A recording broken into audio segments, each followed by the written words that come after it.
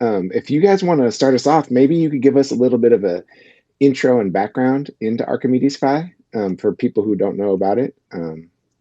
What problem are you guys trying to solve for DeFi users? Yeah, so we're trying to solve the lending and borrowing marketplace. And what I mean by this is, on the one hand, everyone is holding some coins. It could be stables, it could be Ethereum, it could be Bitcoin, etc., that are just sitting idle in their wallets. And you can go and play like the different like DeFi farming fields, and and chase for the next year, but you can also get burned. So for those people, we just want to allow them to have one place they can just provide their funds. They don't need to worry where it would go. They don't need to chase after what's the highest APY. We kind of like do the hard work for them, and in return they're gonna get hopefully high returns. Right now, I think in the last 3 months since we launched, we on average gave like 22% APY for those type of people on stable Not coins. bad. And then it's you can see for yourself. And then what we do, we basically say, hey, who wants to use those funds and to open the leverage positions? And right now we'll have to open leverage positions only on lvUSD. lvUSD is basically a stable coin that makes around 5% in return. And then if you can get 10x return on it, you do 50%, some fees, etc. So let's call it you make 30%. It's still a win-win for everyone. Yeah. So this is what we're trying to do. Oh, that's awesome. Yeah, that's really cool. So it's basically you have two different target audiences. You have people who are lending and people who are borrowing, and then both of them have an easy way to profit, right? So that makes a lot of sense to me. Yeah, I've been on both ends of that.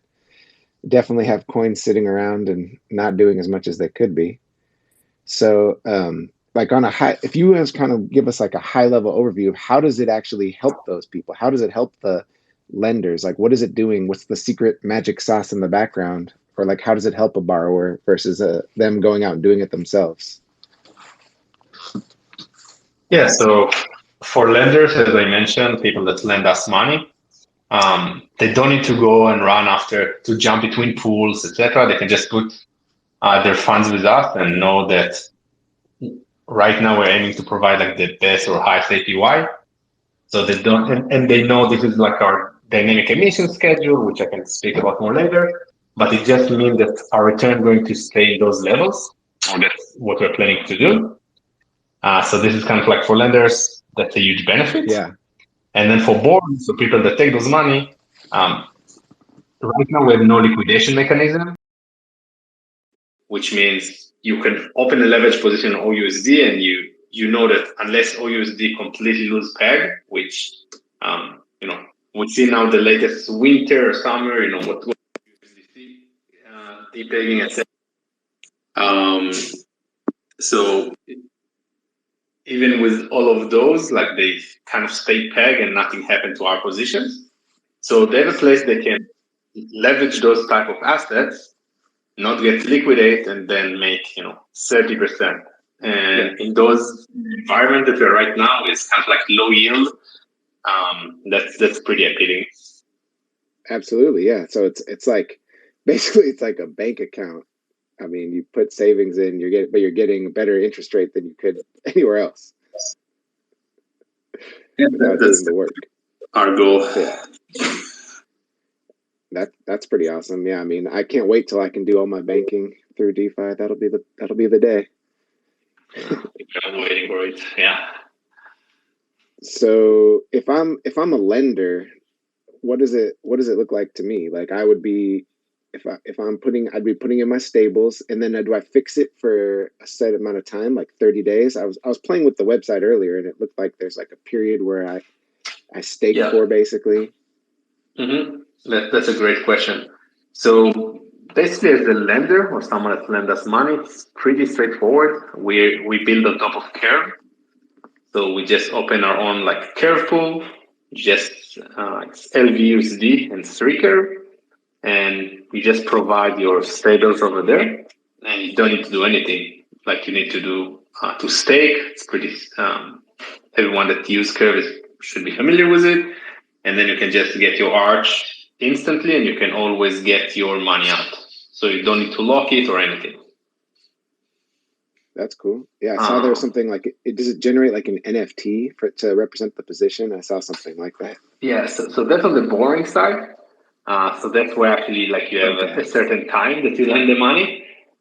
So basically when you open a position, because the other side, or as we mentioned, the people that lend us money, they are not locked to keep their money for, they can leave at any time. We cannot allow people to have their positions open forever. So as a result, basically what we did is right now positions are open. In the beginning it was 1 year. After it, we saw that it's not really sustainable. We changed to 30 days. We saw this is not the best, and now it's like 90 days. So basically right now positions that will be open for 90 days. Of course, you can close it, or like the user that borrow money can close the position at any time. And the nice thing is that you're getting an NFT once you have the position open, and then you have two options. You can always close the position, or if you prefer, you can sell it to someone else that maybe wants to pay premium for it. So pretty cool mechanism. Yeah, that's awesome. And then, so the rewards, are the rewards getting paid out in like the ARC token, or are they, how are you rewarding the lenders and borrowers? Yes, so right now, if someone lends us money, he gets his return in Arch token. But we are working that hope in the future, we're going to distribute probably some of the returns and the fees. So instead of Arch, you're going to get like USDC or stables in return. And as someone that borrow, you basically get your return in the same asset that you provided. So if you basically took a leverage position on lvUSD, which is a stablecoin, this is how you're going to get your return. It's also going to be in stables. All right. So then, yeah, so that's a good transition into the borrowing. So like, what are the different things you can take leverage positions against right now? You said lvUSD, is that the one asset right now, or are there others like ETH or Wrap Bitcoin? What else can you provide? Is it just stables? So right now it's only stables, but we're working on the V2, which is super exciting. And yeah, over there we want that you can provide almost anything as collateral. So it can be Ethereum, and also Bitcoin or Rep Bitcoin or Rep Ethereum, but also many other assets. And right now we allow you to take leverage or to borrow the money only against lvUSD, which is stable. But in the future, we want to allow you to take leverage against any convex pool, so basically against any type of asset you can think of. Yeah. But of course, there will be liquidation involved. Right, and is the eye towards more like blue chip assets versus like meme coins? So it's something that we're still kind of like debating. Yeah, of course we'll support blue chips, but we just see a lot of demand from our community that people want to, now Pepe is like the latest, hottest thing. So many people reach out to us, and we do some surveys to the community, and like told us they really want to have Pepe. So at the end of the day, we're going to be decentralized and a DAO. So whatever the community would vote, that's what we would go with. So it's really up to them. That's interesting. So yeah, and so then I like that approach of being a DAO and decentralized, but it's hard to do. So like how are you guys gonna roll out the tokenomics for the Arch coin? I saw there's some kind of scaling for, what is it, the first 5 years where you have like fixed ranges of emissions, and then after that, is it deferred to the DAO? Or maybe you could tell us more about the tokenomics of Arch. Yes, right now the tokenomics is that for the next 10 years, it's just dynamic emission, which means it has like some minimum threshold and a maximum threshold. And the amount of emission that we'll give, it just depends on how much liquidity we have in our pools and what APY we are trying to support.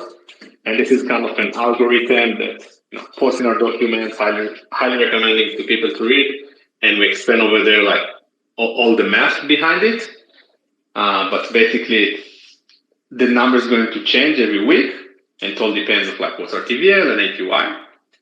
But the nice thing, as you said, like we're decentralized. So what we're going to do is in the future, basically people can vote if they want now to do maybe a special increase to a certain pool, or if they think that the minimum and maximum are too high or too low, everything can go for a vote, and whatever the community will choose, that's what will happen. And and in order to vote, we did something that is pretty popular nowadays. We did like a V mechanism. So what's the mechanism? So basically you need to lock your Arch token. Okay. And this way you're going to get a V Arch. And then once you have V Arch, you can vote with those on the different proposals. So this can be on like what will be the next pools, what will be the emission, etc. And then are there any rewards for people who lock V Arch? Is there like some kind of yield to them while they're in there? Or just curious. So it's still in the work. I know Kyle here is kind of like the one that spearheading and leading it. So Kyle, if you want to throw a few words on the V Arch, otherwise I can take it. Yeah, no, absolutely. I can talk about it a little bit. So like Oz says, the Arch is still a little bit in the works as of right now, so I don't want to commit to any real yield or any emissions or anything like that. But yeah, there's going to be multiple revenue streams being directed toward the V Arch lockers, and then obviously the longer somebody locks for, the more trust they have in our protocol, and they're going to be rewarded accordingly. But yes, there's going to be multiple income streams for the APY of V Arch lockers. Yeah, that seems to make sense. When I was looking through the protocol, playing around a little bit, I noticed there are fees, right? Performance fees associated, which is pretty standard for running strategies like this. You have to keep the lights on, right? And you have to make sure that everything's audited and works. So yeah, I could imagine you drawing some of the fees from performance going to people who VLOC, things like that. It makes a lot of sense. But yeah, you don't have to commit to anything, obviously. Yeah, no worries. Yeah, that's definitely a popular thing that many people do and refer to it as kind of a real yield, sharing a portion of the revenue that we generate from our customers. And we're definitely looking into that as well. Awesome. So yeah, that talks a lot about the governance, but what's coming for Archimedes V2? You kind of alluded to that, Oz. Do you want to talk more about that? Yeah, for sure. So first of all, we're going to have like the V Arch and the governance in full power, as Kyle mentioned.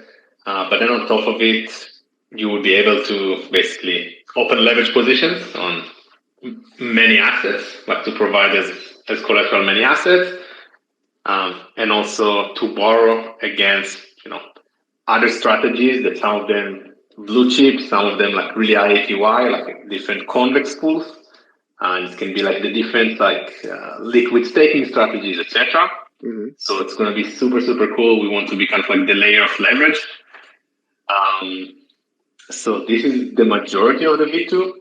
But we have, a thing to build our own like pool hopper and stuff. But it's still kind of like in the design stage. So I'll keep it this way to keep some alpha for our next post. Yeah, that seems fair. That's pretty cool. So is it the kind of thing where it'll become like a layer that other protocols can use Archimedes to build kind of like leverage strategies, or is it going to be something where you guys are working on strategies? So that's our goal, is to build infrastructure and to build on top of other protocols. So right now, let's say on the borrowing side, or like lending side, depends how I want to say it, we basically borrow money using Curve. So we build on top of like a different AMM, and we're thinking to work also with balancers, and and we can think about others. So this on this side, and on the other hand, if people want to leverage their protocol, we just want to build on top of it. So now we offer on USD. We're building now on Convex, but in the future it can be any protocol, and that can be really cool. That you can just add your pool into our system. and then we allow people to take leverage on it. So, oh, that's awesome. So, how long have you guys been running the protocol here? How long have you been live, and how has it performed since it's launched? So we're live already like 3 months, but we're working on it like more than a year and a half, I would say. Around like 12 full-time employees that's what we enjoy doing. And so far, knock on wood, I think it's going well. Not sure if we found the right product market fit, but I think we're in the right direction. We see that we have around TVL in our curve pool of around $6 million, give or take.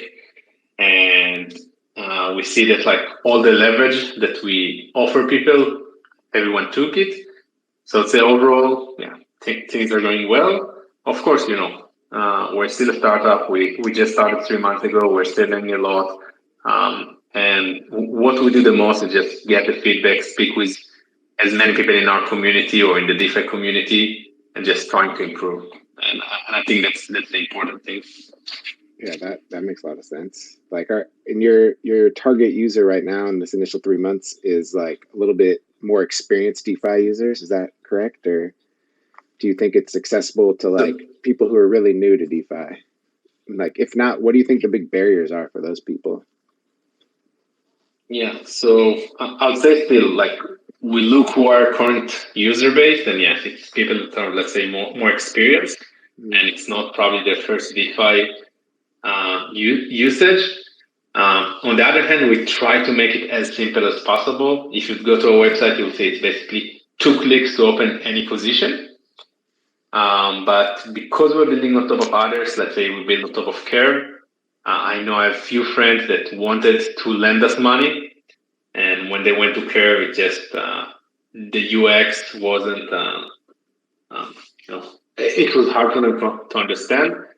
So I would say there's still the lack of people understanding DeFi completely, like also with us, like there are a few calculations at the back end, etc., that we build calculators, but still not everyone understands it. So I'd say there's still some educational gap, but we try to make the UX and UI as smooth as possible. And your documentation is also pretty spectacular. I've noticed that like you've taken a lot of feedback from the community, and it's been expanding over time, and it's pretty thorough. There's a lot in there.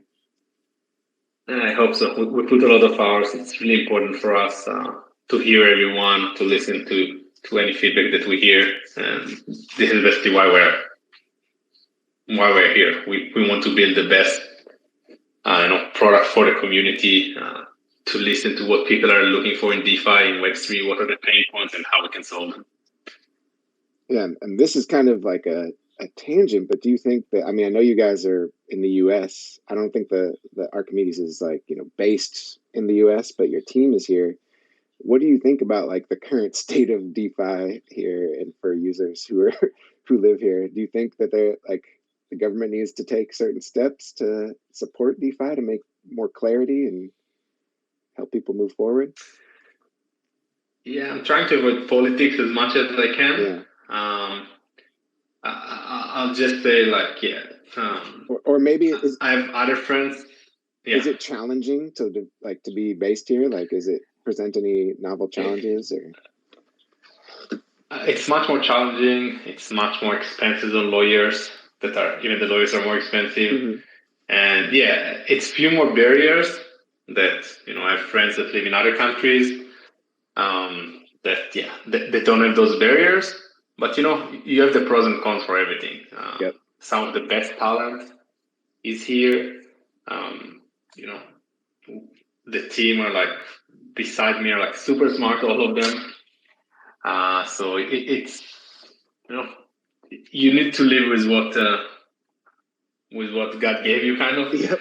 So make the most. We're dealing with it, but yeah. So of course there's a struggle. I wouldn't say how everything is so easy and simple. Yeah. No, I mean that makes a lot of sense. I'm not trying to make it political. I was just, I experienced some of those roadblocks myself as well. As a long time crypto user. It's the regulatory uncertainty makes it really challenging, and people I know. There's no guidelines, of right, course. Yeah, that's what I would say. Like one of the biggest things was like if they would tell me, "Hey, do X, Y, Z," and you could open the company in the US, I would maybe even be more happy to do so. But absolutely, yeah. I mean, yeah, if you could make a iOS app for Archimedes and people can use it as their bank and, earn 30% interest on their savings and still, I mean, that's the grail, right? Is to have ease of use. You can compete with banks. People have their funds are safe and they can earn money instead of paying it to the banks. Yeah. Yep. So like where do you see the Archimedes going in like the short term? Like, what are the next big things? The V2's coming up. Where will that lead? Like, what's kind of the roadmap and vision of the team?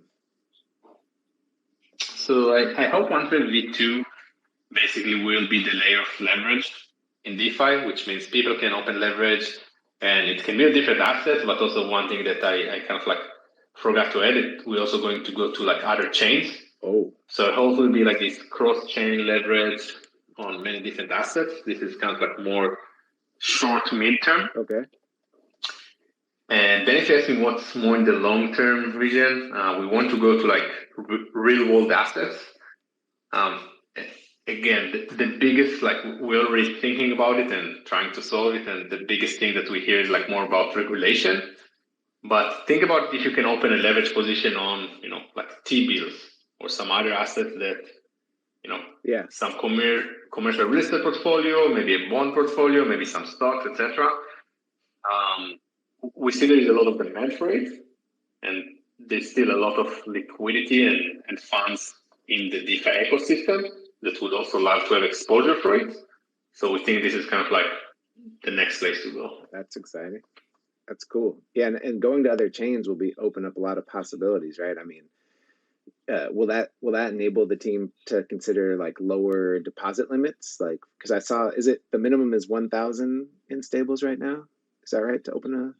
It's $15,000, and the main reason is because before we allow for a lower minimum, it just the gas fees took all the profits. Yeah.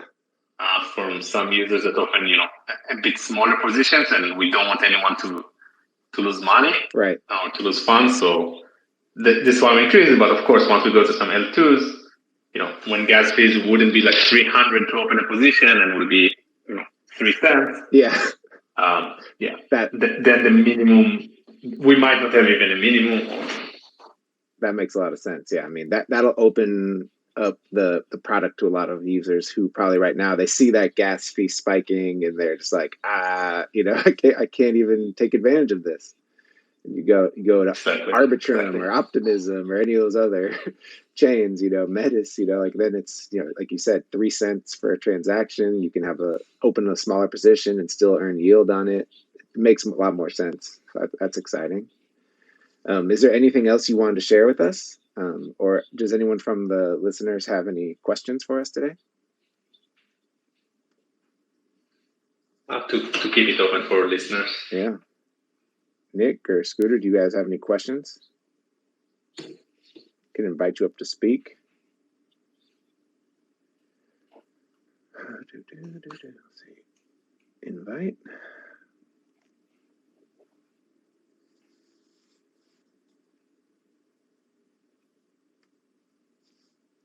I mean, I think you've given a very thorough overview of the product. We don't have the benefit of video. I've seen you do some interviews on YouTube where you get to actually show us the product and how it works, which I encourage people to join your community and see how it works because it is really easy to use. Like I'm someone who knows how to lever up positions manually, but if you want to cut out the effort and time to do it, this is a very good option for a lot of people. It's simple. It's very clean, the interface. Like I feel like I could explain it to my mom and she could probably do it. So I mean that's a pretty ringing endorsement. It is making leverage easier. Thanks. Yeah, appreciate it. And if I can just stop. First, I want just to thank you for your time. It was amazing, a pleasure to chat with you. And then I'll just urge or call everyone to kind of like join our Discord and Twitter and participate in the different conversation and vote or like bring an ideation and proposal, such as like which L2 we should go to, etc. So like this is what, it's the part of the community to decide where the protocol would go to. So highly recommend anyone to be active, be engaged, and super excited to chat here and to see more people listening to us, speaking about us, asking questions. Yeah, absolutely. And I never know the time zones on these. Sometimes we have tons of people, sometimes we have fewer, but I know people will listen in the next couple of days. So the best thing you could do if you have questions is definitely join the Archimedes finance communities, Twitter, Discord, and just be, ask your questions. The team will respond. It's, they're very active and they're engaged and they need and respect user feedback. So if no one has any questions here, we could wrap it up, and then I hope we'll see people. Yeah, I think Scooter was looking to say something. I'm not sure if he's waving at us or saying that he wanted to speak, but looks like he's trying to come through. Yeah, I'll invite hands him. with that profile picture. I sent an invite. I don't know if he was just waving at us or. Yeah, he might have been just waving, but figured I'd mention it. Yeah, well, I really appreciate you guys taking the time today to give us this overview of the protocol. Here we got Scooter. Hey guys, how's it going? It's going great. How are you? Doing well. I got a question for the guys. Great. Could y'all go into a little bit about the benefits of having users lock up the 80/20 balancer LP for the VE system? What makes you guys settle on that? So there was a lot of research and a lot of actually like people from the community came up with ideas and suggestions. And at the end of the day, tokenomics is something that's always evolving. I think it's still one of the biggest open questions out there in DeFi. And we just look on kind of like best practices and what we think will be the best and for the protocol. And, we assess maybe to do a 50-50 pool, 80-20 pool, maybe to go more like the curve model that's just like 100% arch. And at the end, just the pros of the 80-20 was just at the highest score. And the nice thing also, nothing is set in stone. We did that the locking will be for 1 year, like maximum locking, and not 4 years like other protocols. And which means that like things in DeFi evolve really fast. If maybe it's not the best option for the protocol, if the community, people that lock the VR would kind of like come with a proposal and then a vote that will decide that it should be 50-50 or anything else. Of course, this is kind of like where the protocol would go. So this is kind of like how we went with it initially. And the benefiting of locking is first you're going to get, the fees from balancers. But on top of it, I know Kyle here is working a lot about like, what should be the benefits, the rewards, what should be the actual utility of Arch and the V Arch. So I'll give you some potential alpha. Only if you have V Arch, you can open certain size of leverage positions, and the same thing about like providing liquidity. So you're going to get reduced fees or higher APY. And maybe in the future, some revenue sharing, which again goes back to like the real yield. So this is kind of like where we're going. Did it answer your question, Scooter, about why should you hold the V Arch and why it's 80-20? Yeah, no, that's a great answer. I really appreciate that. I think it sounds really innovative, and sometimes it's great to be able to go second. As a team, we're always looking out into the space and seeing what other people are doing and trying to take the best from that, right? And it sounds like that's what you guys have managed to do. So I'm really, really hyped to see where it goes. Perfect. Thank you. Thank you. Yeah, thanks. I'm pretty bullish on all of the balancer pools as well. I love the way you can distribute the capital more effectively. You know, the 80-20 pools have been pretty good to me. So it makes a lot of sense. Does anyone else have a question? Nick or Mr. Rose? Love to get you up if you'd like.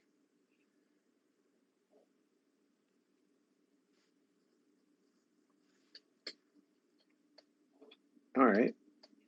Well, if we don't have any other questions, I guess we will we'll wrap up here, and then we'll just do the call to action. Please, you know, if you like this kind of content and you want to learn more, follow DeFi Raiders and join our Discord. And if you want to learn more about the Archimedes Finance Project, please follow them on Twitter. Please join their Discord. You know, ask questions. They're here to answer your questions, and they're a great project that I think everyone should look into. Any final remarks from you, Oz? Or? No, I think it was great. Thanks everyone for the questions. Of course, thank you, Hot Stuff, for a great conversation. And would love to, you know, doing it as we progress, to hear more questions, to listen to what you and your community have to ask, and see how we both grow together. Sounds great. All right. Well, thank you so much. This is Hot Sauce signing off from another DeFi Raiders AMA. Thank you so much for joining us today. Have a great day.